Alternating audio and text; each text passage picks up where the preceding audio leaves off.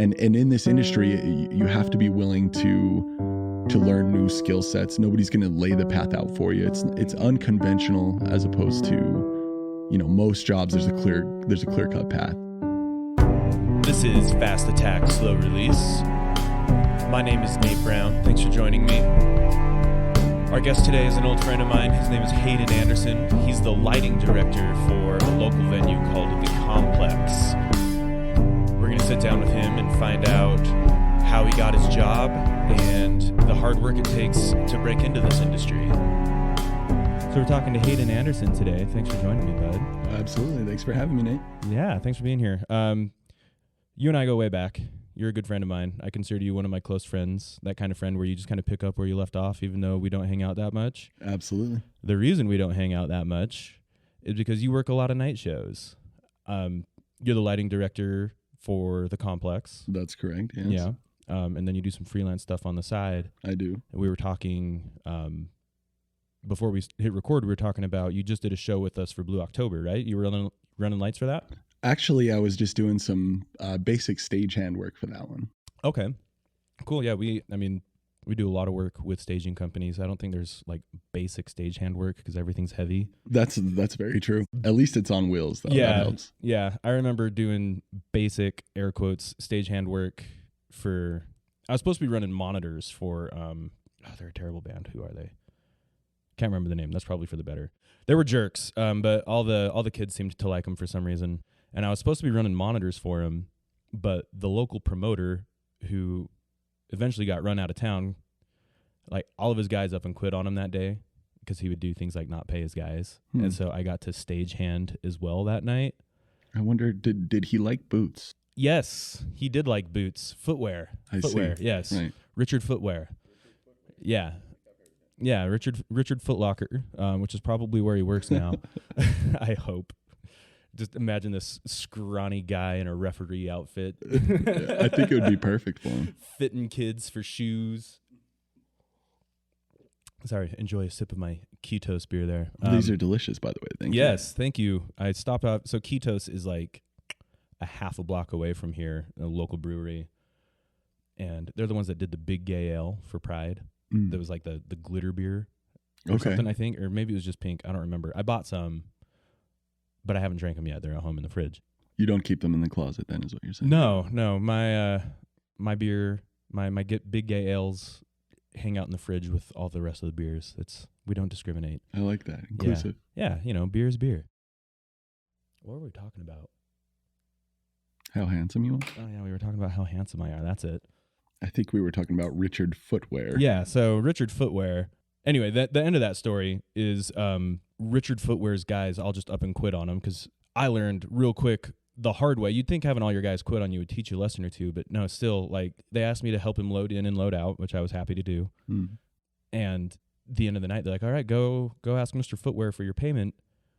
And he tries to slip me like a cool 20. He's like, well, you worked 2 hours for me. I pay my guys $10 an hour or so. And I was like, no, you offered me a minimum $100. And I imagine you have to deal with that kind of stuff all the time when you're working freelance, like somebody trying not to pay you or kind of like reneging on like an agreed upon rate. Right. Oh, absolutely. Yeah. We're fortunate in Salt Lake in that there are a lot of good companies out there.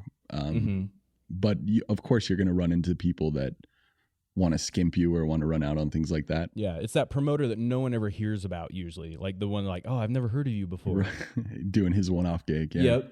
But I've had pretty good luck actually.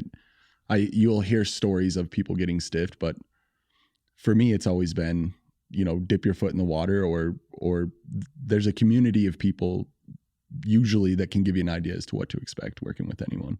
Yeah. So where people really get burned is they'll work, a week, 2 week freelance gig for like a corporate company or some kind of KSL call, and then you're supposed to get a check in 60 business days and nothing ever comes. Yeah. So I try and avoid that. I definitely gravitate more towards like rock and roll and things like that. And usually we have some good promoters here in town and good labor companies. And so I actually haven't had too many issues. And Mr. Footlocker's not around anymore. So I think we're doing okay. Yeah. I mean, and Richard Boots is kind of like I think kind of a good example of like what happens when you soil your own reputation. Like Absolutely. eventually it like people stop believing you. You know what I mean? Absolutely. You know, once your reputation follows you around enough and it's bad enough, you know, there's not a lot of coming back from that. The only way you're going to do it is by being a good person. You know, Well, and absolutely. And we're one of, there aren't many states where you could be a freelance stagehand for a living. We're fortunate that we're surrounded by, we have Las Vegas, we have Denver, Seattle, Portland, Los Angeles, so most tours are going to come through here. So we get, most big tours, I should say, are going to pass through Salt Lake at some point. And so there's a lot of work out there, but everything's going to be based off your reputation, not just as, a stagehand or a monitor engineer, something like that, but also as, as someone who's going to staff hands or as a production company, things like that. So in Utah, especially, I think we have to keep things pretty tight. So it makes it easy on us. Yeah. Yeah. When you you were working the Blue October show, I mean, they come through really way more often than I'd think for a band that I haven't really heard about for like 9-10 years, but they still come through like 2 or 3 times a year. Yeah. Not 2 or 3 times a year, about once every 2 or 3 years. Yeah. Is what I meant to say. Well, they have actually been here at least 2 or 3 times in the last year or so. Really? So. And have you worked all those shows? So we did this last one at a cool spot in downtown Salt Lake called the Gallivan Center. Beautiful venue. Yeah, very cool, kind of outdoor, more intimate vibe. But the last time we did them in the Rockwell, which is a room at the complex, kind of like a warehouse style venue. Yeah. Really cool vibe. But we did more of a theater setup that day. So we actually built a stage in front of the large stage that we have. And they did sort of a stripped down acoustic version of their set. Oh, really? Yeah, and they seem to like it. Their front of house engineer is actually a local guy. So I would assume, and I'm definitely speaking for them, but they, Salt Lake kind of holds a special place for them. That's awesome. So, and you mentioned that show at the complex. You're working that show because you're the lighting director over there. Yeah, that's correct. Yeah, I do the lighting in-house over there at the complex. So, I mean, I've known you for a long time, like 8-9 years now. Been a while. It's been a long time. Yeah. And I consider you a very close friend. I've always known you as a guitar player. So how did you come from or move from a guitar interested person to working as a lighting director? We were talking earlier about Salt Lake sort of being, how things progress as word of mouth and things like that. So small town, word travels fast. Right, exactly. So I just being involved in music, playing shows, things of that nature. I had a friend that actually worked for larger events like out at USANA, 30, 40,000 seat venues, people like Taylor Swift, things like that. Uh-huh. And he had just mentioned, I was sort of tied up, just moved back into town. And he was like, hey man, you might have an affinity for this. Why don't you give it a shot? So it sort of progressed from, operating the elevator at the depot and just doing odds and ends to more hands-on experience with consoles, even doing some lighting. So it comes down to if you're like us and you have an affinity towards music, you're kind of you just want to get your foot in somewhere, Right. So if I could patch the stage, I'd patch the stage. If someone wanted to let me set up their drum kit, I'd set it up. If someone wanted to talk shop, we'd do that. And then at some point I was able to distinguish myself as, hey, here's someone that wants to do more than just push cases around. And in this industry, you have to be willing to learn new skill sets. Nobody's going to lay the path out for you. It's unconventional as opposed to, most jobs, there's a clear cut path. Yeah. So, I agree with that 100%. Yeah. Yeah. You kind of have to be willing to carve your way, and so it's all attitude. And I think that's the way that it goes. But at one point I just made the decision, hey, I need to find a way to, make a living or turn this into a career essentially. Yeah. And I think the natural path for any stagehand is to become some form of tech. And there are options out there, but I kind of had an affinity towards wanting to be involved with the show more than just, the person that makes it sound good. Shout out audio engineers, by the way. But I wanted to be involved in the show, and there's a lot of opportunities for lighting here in Salt Lake.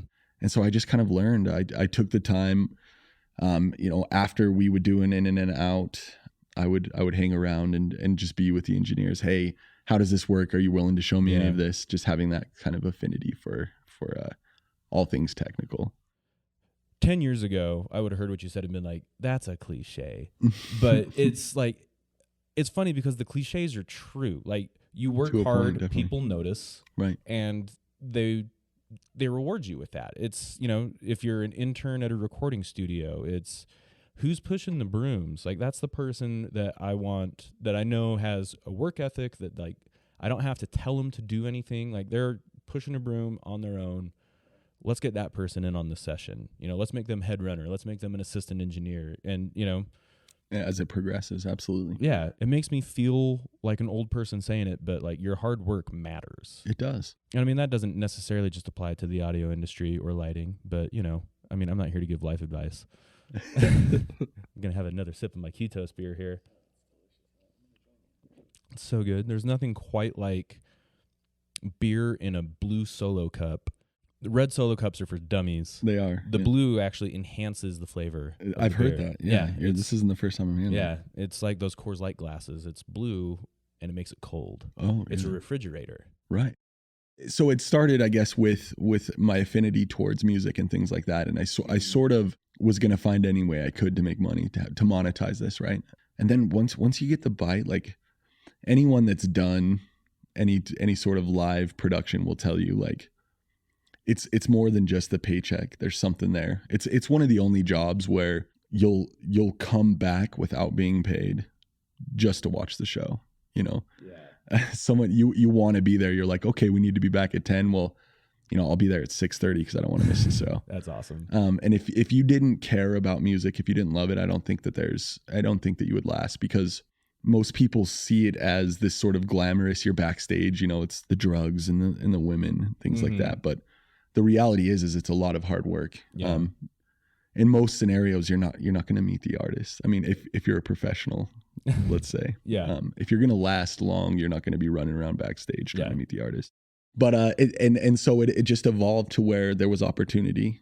Lighting's fun because, like I was saying earlier, you're more involved with the show. There's a little bit of room for your artistic vision, I suppose. Mm-hmm. A good friend of mine, Ashley, who has since moved to Nashville. Right. She was your mentor, right? She was, yeah. Yeah, her and Russell Samowitz, who work at the complex as well. Ashley's since moved on, but really kind of took me under their wing. It was that attitude of like, I'll do whatever it takes. And that coupled with, you know, a few extra hours, and eventually they were willing to give me a shot. And at first, it's, you know, you can talk theory as long as you want, but ultimately, until you can get your hands behind a console, it's, you know, it only means so much. You might know how to operate it, but you might not have that finesse. Yeah. You know?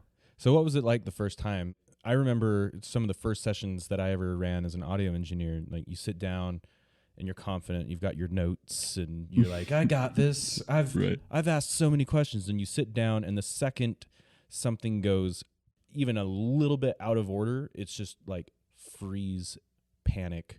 What do I do? Right. Did you have anything like that starting out, or were you just like the world's best LD? Yeah, well, I am the world's best LD. You are the world's best LD. I mean, that's beside the point. Did you start as the world's best LD? No, absolutely not. In fact, the first show I ever did where it was kind of like, here's the reins, it's all on you. We had mid-show, I lost all the power to my truss. And for people that don't know, that's what's kind of holding everything in the air. So all of my lighting, everything's out. And if it wasn't for the fact that they had brought some lighting as well, the room would have been black, which is terrible. Wow. So you're up in the air trying to fix this stuff, looking out at 3,000 kids, and everybody's staring at you like, what is this idiot doing? Yeah. You know, and you think you would want to quit, but again, it gets to that attitude where it was like, well, I'm going to take my scrapes and bruises and I'm going to keep moving on, you know? Yeah. I mean, we learn by messing up, right? Absolutely. Yeah. And so, I mean, I don't know if you're like me. When that stuff happens to me, I spend a good week being like, okay, how could that have been avoided? Right. And you think about it, and then you learn from it, and then the next time you don't do that thing. You know what I mean? And I mean, losing power might not necessarily, like, that probably wasn't your fault. I'm sure somehow it was. I'll be honest. You're like, I forgot to pay the power bill. Yeah, right. Yeah. Generator was out of gas because I was busy, you know, learning about lights too busy to learn about lights to fill the generator up. Right. But you know, when things go wrong, or, you know, like if you're like a local sound guy and you walk into a venue that you don't often use, like I used to, you know, run sound at a few bars, and it's just like, you know, they'll get whoever's available that night. Mm-hmm. And it seems like, you know, most people kind of at the bar level forget that zeroing the board is a thing, right? It's kind of important. So your mix just sits there and kind of gradually creeps up until all of a sudden, like, I didn't even know until I was running sound for Folk Hogan And the drummer was like, that is the loudest stage I've ever been on. And I was like, I had no idea. Because all I did was like I just walked in and I built the monitor mix. You know, Right. I wasn't the last engineer in there, and every engineer over time just, you know, that aux master just eventually creeps up until it was like, well, no wonder no one could hear the vocal. No wonder I couldn't bring it up. Like it didn't even occur to me because again, like everything's on the fly. Yep. It didn't occur to me to be like, I wonder if my stage volume is too loud. Right. Now I think about that kind of thing because Jeremy, the drummer, the original drummer for Folk Hogan, is like, that's the loudest stage I've ever been on in my entire life. Yeah. Oh yeah. And he'd been on a lot of stages, so I took his word for it. But I mean, we learn from these things, and we catalog it, and we move on. And I think that's Absolutely what makes you good. I don't learn from something unless it hurts. Yeah. You know? Oh, me too. Definitely, man. Yeah. I mean, just look at, you know, my past history, and that'll speak for itself. No, if it was easy, it wouldn't be worth doing. That's how I feel. Absolutely. Sorry, I'm gonna crack open another one of these. So we were just having the coconut pilsner. I'm gonna try this blackberry sour ale. Nate, I would love another one. Would you love a blackberry sour ale? Let's okay, go. here's Let's what we're ride gonna do. Before we open that, Okay. you're on an SM7. Yes. I'm on an Aston Stealth. Well, SM7B. The SM7B, yes. So I'm gonna have you open your beer in the SM7, and we're gonna listen and see what it sounds like in the SM7. Okay. And then I'm gonna have you pour it out in that cup, and we're gonna see if it makes us all thirsty. I think it's going to. And then I'm gonna do the same thing on the Stealth. Here we go. Ready? Oh yeah, that's good stuff. Should I pour it in here as well? Yeah, pour it in. Let's. Ooh, that's nice glugs. You can hear the plastic cup really opening up the flavor of the beer. It's such a beautiful lavender color. Yeah, I've never had this one before. It looks almost like grape soda coming out of there. Oh, yeah. I just opened mine away from the microphone like a dummy. Let's try it again. We'll come back to you on the Pilsner. Ooh, it's got a nice tart to it.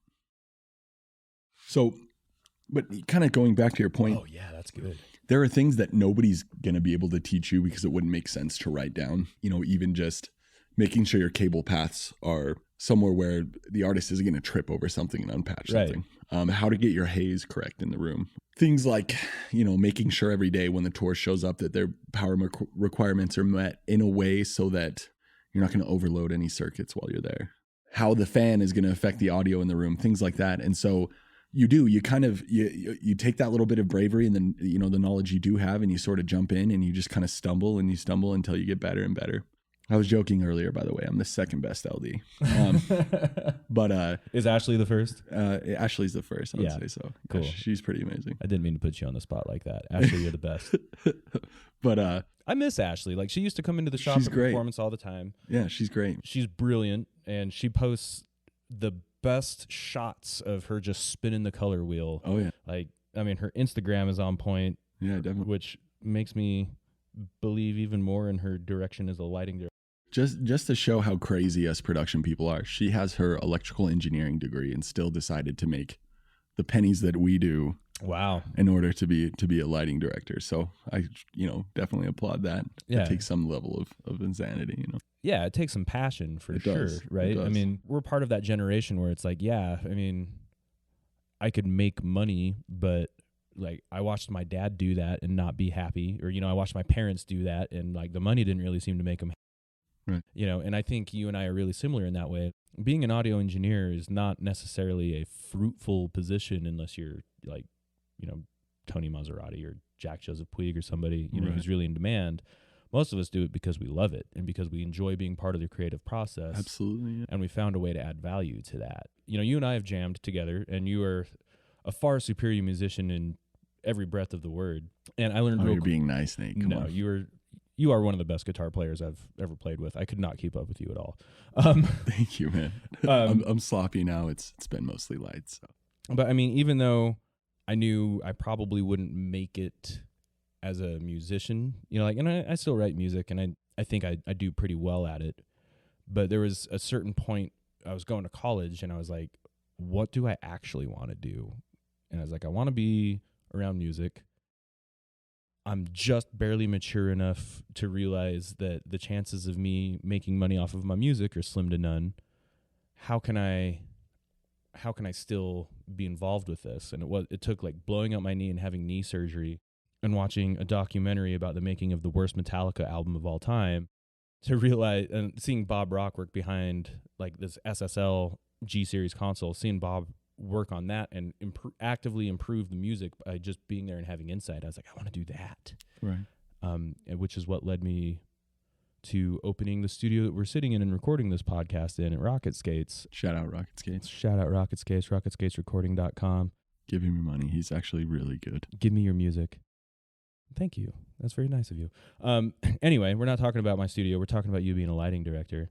So anyway, I mean, going from being that bad guitar player, learning, you know, or just kind of seeing like, oh my gosh, there are actually careers in here. Right. You know, and that's, I think, something that a lot of people go through is like, I don't want to do something I hate.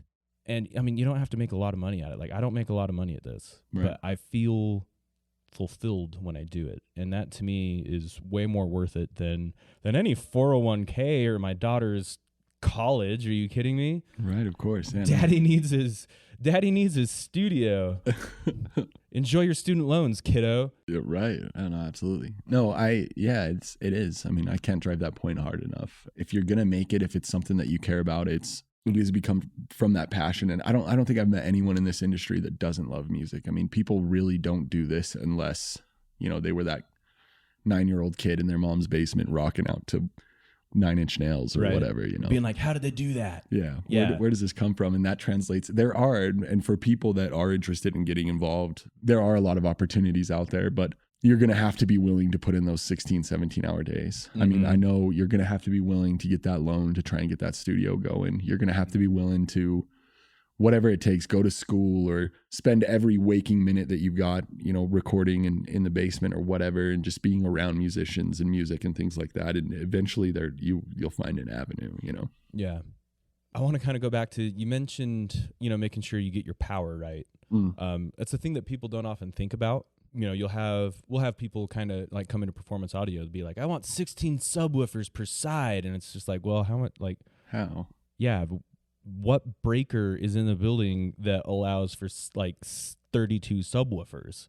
Are you tapping direct into the power? And like, oh, well, no, I just thought I'd just go into like a couple 9-way power splitters from Walmart that are 50 cents a pop. And you can't do that, you right? You can't just use a tri-tap. You can't plug into the wall. Just infinite like 3-fer plugs. Yeah. No, you can't do that. So as a stagehand LD, have you ever come across something just like a WTF, like what are you thinking kind of moment? Oh,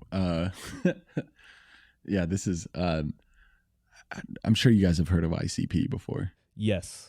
So when ICP comes, they use a lot of soda to enhance their performance. We're talking, you know, 1,000, 2,000 2 liters of soda. Really? So part of that process is making sure that all the bright, shiny things and all the things that make loud noises are protected. However, city to city, venue to venue, year after year after year, as they've done, things just get wear and tear. Cables will get splits, things like that. And so when we had them in town most recently, we had gone over what their power requirements were going to be, which I don't want to downplay the fact that they're definitely professionals. They know what they're doing, but, you know, gear's going to take wear and tear. And their lighting engineer that travels with them is up on stage and one of their lights is flashing. So he hops on to see what the hell's going on. And as he reaches over to unpatch that fixture, it sparks up in his hand. Oh no. Kind of lights on fire and it shoots him back a little bit. What? And I mean, it was like 12 volts or something. I don't want to make it sound too dramatic, but I'm imagining a guy getting like blown off the truss. Yeah. Okay. No. Well, luckily it was a ground fixture because it could have been much worse. Okay. But you know, and it's mostly things like that. I think by the time that you're touring or you're coming through a venue or you're working at the level that we do, that's sort of like the, you know, one of the first lessons you'll learn is to make sure you're on top of those things. But it does get your power right. Get your power right. You know, there's nothing worse than being in the middle of a show and just everything drops out, which by the way has happened many times. You know, and it's, you never want to see that. And most of all, you never want to be that person that's responsible for blowing a circuit or something like that. You know, it's pretty embarrassing. And Right. So make sure the light is unplugged. yes, Yeah, that might help. Or definitely. at least the service is off. You know, Yeah. maybe if there's no electricity running to it before you start investigating a blown up cable. Yeah. Yeah. Crazy. That's a good story. Yeah. I hadn't heard that one. Yeah. It Wow. happens. I'm sure all of us have something pretty similar to Yeah. that. I mean, at Performance Audio, we had a guy on the sales floor once burn a cheese sandwich to the point that the fire department showed up. Oh no. That was 12 years ago, and we still talk about it. So. The cheese sandwich incident. Yeah. Remember that one time? I do. No, I mean, we've had pretty large artists on stage, and just acts of God, have lost power. I've been at front of house where, the power's cut out several times during an hour and a half set. And it's always, the crowd every time is surprised. Yeah. The flashlights come on and everybody's looking at us at front of house, and we're like, we'll give it a second. But someone in the audience like inevitably goes, well, someone's fired. Yeah, you guys suck. Yep. Get a life, and it's outside of our control. But what is this, amateur hour? yeah. So, but that speaks to the professionalism too that needs to come along with this job. When you're accountable for things like that, it needs to come back up, and that's what's important. Yeah, figure it out. Like, we don't have time, and usually it's like a quick and dirty solution, right? Usually, like, yeah. It's like, this will work for now, but we should really fix this after the show. Put a Band-Aid on it, we'll be okay. Yeah, it's really is kind of like, you talk about like Ashley being an electronics engineer. There's that engineer aspect to it still. Absolutely. Where it's like, okay, something just happened. I don't care really what happened further than how do I fix it, and the show must go on. Like, how do I fix this and get this back up again? Oh, that saying is everything too, by the way. Yeah. The show must go on. Whatever it takes. Yeah, people have to get paid. No one's getting paid if tickets are getting refunded. Right. Like, make it work. Yeah, no, absolutely. Yeah. And that's a big part of it. It's the show must go on. Let's make it work. So yeah, there's always those hot fixes, and they just, especially that always blows my mind with, touring acts. These guys will be out on the road for, 10, 12, 16 weeks sometimes. And it's just soft patching every day. It's like, okay, we'll make this work. Yeah. Get into town. What venue are we in? There's rats everywhere. Everything stinks. Like, nothing smells good. The crew sucks. Like, and they just kind of make it work. So shout out to those guys. Yeah. I remember I went and saw Glassjaw at the Complex. Awesome. Actually, they were opening up for one of my favorite bands, Haydon Cambria, and their tour bus had broken down like outside of Denver that day. So they didn't have a merch table. Their tour bus wasn't even there. They just found a way to get to Salt Lake City, play your gig, and we'll worry about the bus later. We'll worry about the merch later. Especially as an opener, it's like, if you don't have your merch there, like, you're probably not making any money, but they didn't care. They still found a way to get there. I know people that came for Glassjaw and left before Coheed and Cambria came on. Looking at you, Logan. Loser. But yeah, I mean, like, it's about like, the passion and like playing for this crowd that expects you to be there. They probably don't know or care that your bus broke down. Yeah. They probably don't know or care that the load in, load out crew walked out on Mr. Boots. I think there's no better way to connect with an artist and like a musician that you love than to go see them play live, right? Oh, it's a whole other experience. Yeah. When I go to a show, I don't care that the stage crew walked out. I don't care if somebody didn't know like how to plug in like a power tap. Like, I don't care about any of that. Like, did the show happen and did I enjoy myself? And we a lot of times don't think about. We usually only think about like LDs or like sound guys when something bad is happening. Yeah. Right? Like, that's the only time we think about these people. But, lighting directors, stage hands, audio engineers, like, without those people, these shows don't work. That's exactly right. I don't know if we need to invent a holiday, but I am hell-bent on people appreciating the engineer. I make it a point now when I go to a show, like, I mean, and part of this is, just because I am an audio engineer, but like, when you start doing this job, you go to a show and the first thing you do is just like, you evaluate like how the front of house guy's doing. Yeah. Oh yeah. Yeah. You're like, oh God, this sounds really good. You're like, yes, he's killing. How are they doing that? I have to know. And then like, you don't want to be that guy, but you still probably kind of do, where you go and like, you walk over to the booth and you kind of peek over like, hey man, is that an SC48 you're running? And they're like, shut up, let me do my job. Don't be that guy either. I always hated that guy. Are you the DJ? Can I request a song?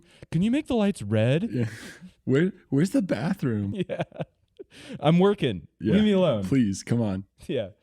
But, I mean, I appreciate going to a show that clearly took a lot of technical effort. Oh, yeah. I think I appreciate it a lot more having seen how much goes into calibrating an LED wall, or even just addressing a bunch of lights on stage for the first time anyway. Like when you're designing a show, like programming all those lights does not take just a little bit of time. No, absolutely not. Yeah. And I mean, I think like I take for granted like how much work goes into even just lighting changes at the right time. Oh, yeah. Throwing on a blinder when the beat drops or whatever. That takes it takes a skill that a lot of people I don't think really consider.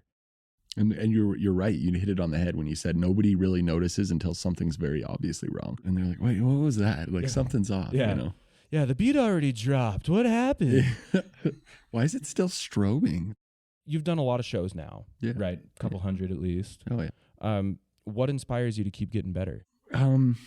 I think it's noticing the little increment, because it is a grind. Like there's no major leaps, but I'll have a show that's outside of my comfort zone. And when it goes well, there's that little bit of reward where it's like, I got to do this, or I've got this band coming up. Like this is giving me ideas for them. And so it's a constant progressive thing, and every day is different. So it's never the same show. It's never the same scheme. Anytime you get to a point where you're like, all right, I'm all out of ideas, I'm spent, something will happen. You'll push past some sort of boundary, and it seems like there's always room for improvement. Definitely. I think, making sure that you're always learning something, even if it's just like a new hotkey on the board or something. If I learn one new thing, like, I didn't know that placing that mic right there was going to sound cool, but like, oh my God, that's my new favorite mic setup. Yeah. And usually those are the best things. Yeah. Those little hotkeys, that's going to make a big difference. Yeah, definitely. Because hotkeys are how you get fast. Right. And so much of, again, I think it comes back to not being noticed as being able to do your job efficiently. Absolutely. So I'm gonna do my this is the Ketos Pilsner. I'm gonna finally crack this in the stealth here. So earlier we heard their lovely blackberry sour ale through the SM7B. Here's a Pilsner. Now I don't know if the different beer type is actually gonna affect the sound. If I've now made this like an unfair microphone shootout. This is a science podcast? Yeah. I had no idea. Yeah. We're going to have Bill Nye on next week. Oh, wow. Yeah. Talking about physics, the physics of sound. Oh, interesting. Yeah. Okay. Here we go. Yes. We'll pour that later. I still have some blackberry sour, but I wanted to end on a can opening note. Before we ended this, I did want to talk about one thing. More often than not, you'll see time-coded or assisted time-coded packages where they'll have the house LD running whatever the house rig is that day. Mm-hmm. And then they'll set up lights, and their merch guy is doing cues off of like a laptop from front of house. Whereas really, when you go back, even 10 years ago, everything was much more manual, much more kind of grab and go, the flashy trash or kind of punty style. And so it's really cool to see how the technology or the evolution of lighting has come so far. Even with things like at the Olympics, they had like the drones. Yeah. And so it's definitely be keeping an eye out for the technology as we kind of approach into the future. So, you bring up a good point. And this is a thing that I worry about sometimes. Haydon's very full of beer. Sorry. He's making that motion of like making more room in his stomach for more beer. But it's just so good. Yeah. I forgot to mention, don't eat lunch before you come today. Oh, yeah. Because the only thing better than a lot of beer is a lot of beer on an empty stomach. Yeah. But like I've thought about this a lot. Like, is technology going to replace me? Because like you see things online, they're like, get your CDs mastered for $10, and it's it's just like you upload it and they throw a loudness maximizer on it, they send it back, and they're like, here you go. Not a big deal. Yeah, exactly. Like, here you go, we mastered it. No, you didn't. You did not. You made it loud. That's not mastering. Anyway, rant aside, describe that technology a little bit more. So, is it like just kind of like a DMX type software, or is it like a chase that's being programmed? Usually it's run off of a more modern console, something like the Grand MA2. And essentially what it is a programmer or developer beforehand will work with the artist to design a lighting show that they like. And then essentially that rather than having to pay for a lighting engineer or a tech to come out on tour, they'll have someone come and just set the lights up, which, relatively easy. And then during the show, it's a matter of just hitting start, and the entire show is sequenced such that it runs itself essentially. Okay. And in doing that, you get more, it makes it easier to automate things so that they're exactly perfect. Everything's exactly on time. But it does kind of take away from that human element and the little bit of improvisation that you can have. Right. That's what I was about to bring up, because it's like, yeah, if the band is playing with backing tracks out of Ableton or something, then that's probably really easy to trigger. Right. The thing that's always exactly what bothered it me, is. Yeah. Okay. The thing, and they run it through like the Max plugin or something. Yeah, it's through the Ableton Live. I haven't done any programming personally, so I couldn't tell you the exact ins and outs, but yeah, it's usually punted off of like a console. Okay, yeah. But my qualm with that has always been, like, I love watching a band just jam on stage. Like, I used to love watching the Mars Volta, because it was like they had a vague idea of where the song was supposed to go, but it was like a 10-minute jam session in between. And it seems like when you're bringing back tracks, when you're like the lighting is automated, it seems like a little bit of that improvisation, like you mentioned, kind of tends to go away. Yeah. I mean, and obviously you can override that, I'm sure, right? It's difficult. Usually if you're running a time code, there's, whoever's behind the console. I'll put it this way. It's not as easy as it should sound. Like from the outside. Right. Well, I mean, it's like auto-tune, right? Everyone thinks that auto-tune makes you a good singer, but it really doesn't. No, that's not the case at all. Yeah. So, yeah, I mean, who knows what's next? I mean, like, even just bringing up the drones, it's like there's so much room for things to grow, and with, advances in 3D technology and things like that. I mean, I'm definitely a little outside of my wheelhouse here, but there is a lot don't room to grow, and I think it's kind of cool. And so, there's opportunity for all of us, and there's jobs that will be created that we don't even know exist now. Yeah, like the ones that are going away are bound to be not necessarily replaced, because it requires a separate skill set. Right. But I think that kind of highlights the importance for like continuing your education in your field, right? Absolutely. Because if you keep up with technology, you're never going to be out of a job. That drone still needs someone to pilot it. That, like I went and saw Alt J, and they had kind of like a 3D lighting effect with, it almost looked like wall studs that were just LEDs, and like they used that to create some depth. Yeah, absolutely. It still took someone to program it and, like run it. Like the jobs aren't going away, they're just kind of changing. Absolutely. Yeah. So, I mean, you raise a really good point that, as long as